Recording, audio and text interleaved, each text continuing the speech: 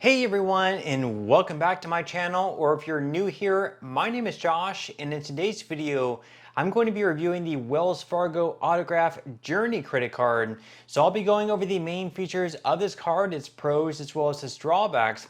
So hopefully by the end of this video, you'll have a much better idea of whether or not this credit card is a good fit for you. But before we go ahead and dive into it for today, if you would like to receive up to $200 in free stock, or $200 in free cash. In a pinned comment below, I will be leaving a link to Robinhood.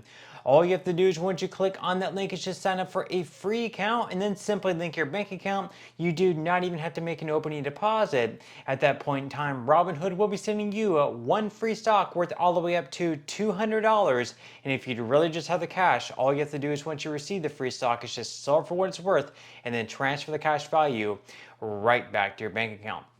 Okay, so diving right into the main features of the Wells Fargo Autograph Journey credit card. First off, we're going to be discussing their spin bonus and how you can earn it. So as you can see up on the screen, you can earn 60,000 bonus points as long as you're able to spend at least $4,000 in purchases within the first 3 months of having this credit card. So it's going to mean you have to spend a little bit over $1,000 per month for the first 3 months. Now for some people that might be hard, for others it might be easy depending on your own personal spending habits. But again, 60,000 bonus points for spending $4,000 within the first 3 months.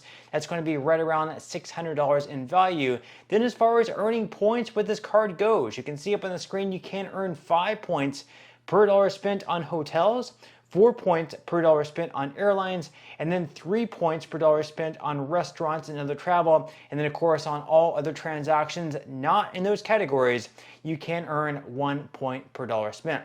Now on top of that, you can also earn a $50 annual statement credit with a $50 minimum airline purchase. So if you make a $50 minimum airline purchase, whether it's at least $50 or possibly even more, in return on an annual basis, you will be receiving a statement credit of $50. Now with this card, you're also going to be getting a lot of other benefits as well. So as you can see up on the screen there, you will be receiving worldwide automatic common carrier travel accident insurance.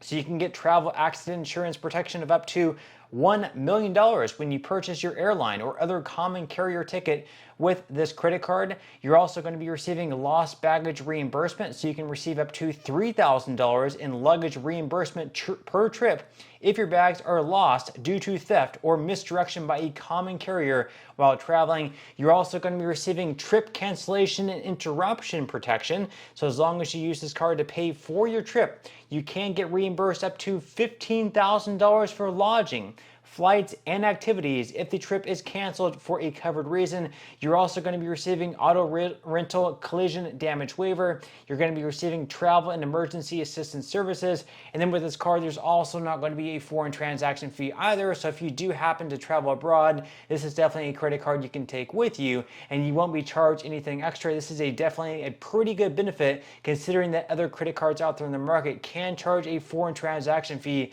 of right around 3%. So that's a pretty good perk with this card. Now on top of that, you're also going to be receiving cell phone protection, so you can get up to $1,000 of cell phone protection against damage, theft, or unintended separation. There is going to be subject to a $25 deduction with this though. You're also going to be receiving roadside dispatch. You're also going to be receiving emergency cash disbursement and card replacement. And then finally, you're also going to be receiving zero liability protection, which means that if you lose your card or someone steals your credit card and they go off and spend hundreds or even thousands of dollars with it, thankfully, you are not going to be held liable to pay for those transactions because you did not authorize them.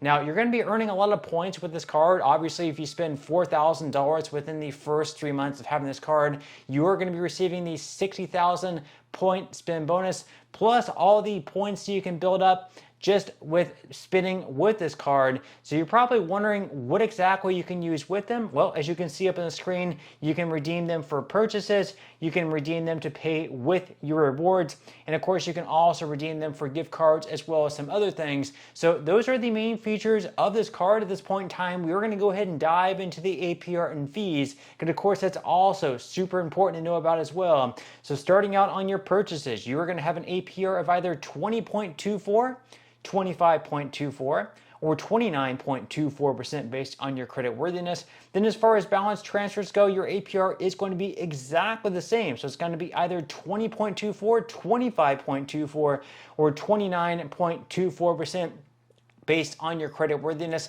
So as you can see, starting out, you're not going to be offered any type of promotional 0% APR like you are with some of the other credit cards out there on the market. So if that's what you're seeking, this credit card may not be the best fit for you. Then as far as cash advances go on this channel, we usually recommend to stay far away from cash advances. This, of course, should not be considered financial advice, just my own personal reasons. Usually with them, you have a very high interest rate, plus you have a lot of fees as well. But if you do decide to carry out a cash advance with this card, just know that your APR on them is going to be a whopping 29.99%, plus a lot of fees on top of that as well, which we are going to go ahead and dive into right now. So as far as the fees go, starting out on those cash advances, you are going to have a fee on each cash advance of either $10 or 5% of the amount of each cash advance, whichever happens to be greater.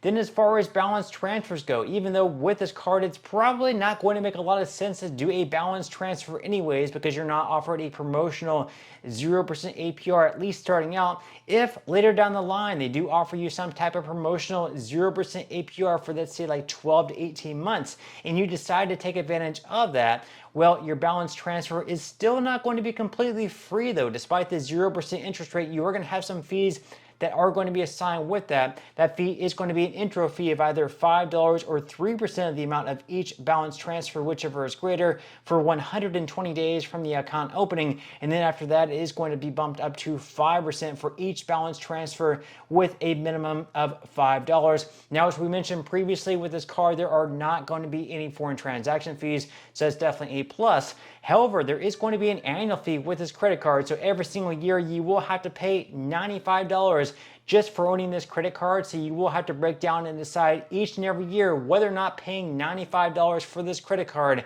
is going to be worthwhile for you. Are you getting at least $95 back in value from this credit card? Is it going to be worthwhile for you?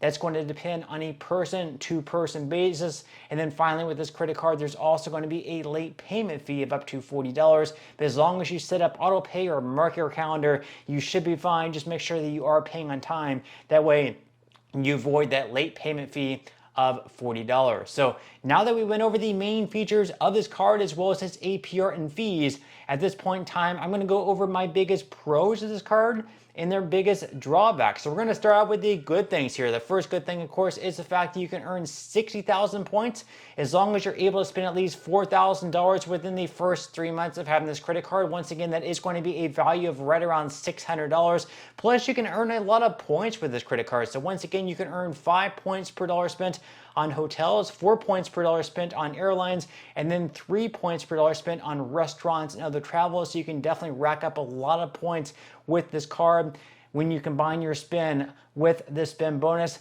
Then on top of that, you're also going to be eligible for that $50 annual statement credit with a minimum $50 airline purchase. So that's a pretty good perk there. And then finally, there are no foreign transaction fees. That's also a pretty good benefit as well. So those are the good things with this card. As far as the drawbacks go, first off, that big one is that $95 annual fee. Are you getting at least $95 back in value? Well, considering the fact that you're only getting the $50 airline purchase statement credit on an annual basis, you're not exactly breaking even there. So you have to look at other things.